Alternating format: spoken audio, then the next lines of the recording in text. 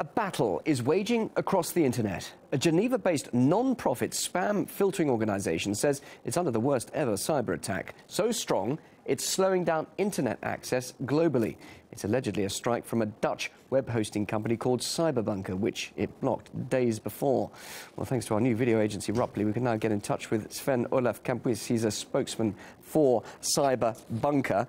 Now, you are being accused of this massive cyber attack. Are you responsible? Well, it's not us. It's a group of internet providers which goes under the name Spamhaus.com. It's basically a collective of a lot of people and internet providers that have had previous issues with Cyberbunker, with Spamhaus, or current issues with Spamhaus. Spamhaus pretends to be spam fighters, but de facto they are just a censorship organization which worked itself into the position where they can just point at the website and have it shut down.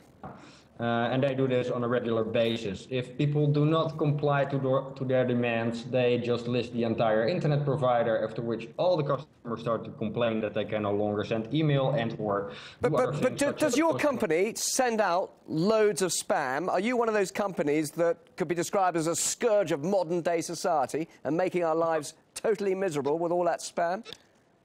Actually, our company firewalls all email by default.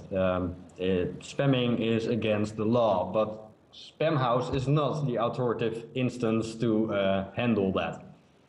But why do you think you would be singled out? Can you just explain again why this particular company should be targeting you and why you've taken action against this company? Early, because we were the only ones to have the balls to not cave in to Spamhaus their demands. I mean, these people are blackmailing national domain registries.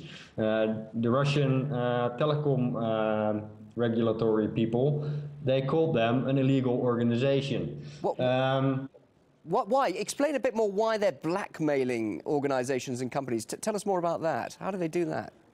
They have got a so-called anti-spam DNS BL, a blacklist. People choose to resolve their blacklist on their mail servers, and if they do, if Spamhaus says something is spam, those people no longer receive those emails. Now, what they do when people do not.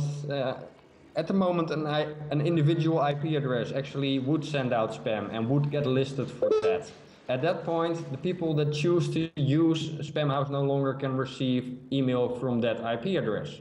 But Spamhaus goes a lot further than that. Spamhaus does not only list that single IP address. No, if you do not completely disconnect this customer and therefore breach your contract, they list your entire network. All right, okay, fine. But let's not get too complicated with the details. But what's happened now is this spat between you has led to a massive global internet slowdown affecting millions of people, organizations and businesses. Is that fair that that action should be taken, dragging in the rest of the world, as it were? Well, that was basically just Cloudflare putting itself in the middle. Cloudflare took on a customer that was under attack in an attempt to make good PR for themselves. And it kind of backfired. And they kept on the customer despite the fact that they clearly could not handle the customer. So what's going to happen now? 5 national cyber police forces are involved in this attack. Is somebody going to be held account? Could somebody go to prison over this? Could somebody be fined? Is this going to be resolved? I doubt that the people that did the attacks are in any country where doing a DDoS attack is legal or where they can even be found. So there's not much issues there. All right, well, we'll have to leave it there, actually, Sven. We're running out of time. Sven Olaf Kampuis, spokesman for the web hosting company Cyberbunker. Thank you very much indeed for your time live on RT. Thank you.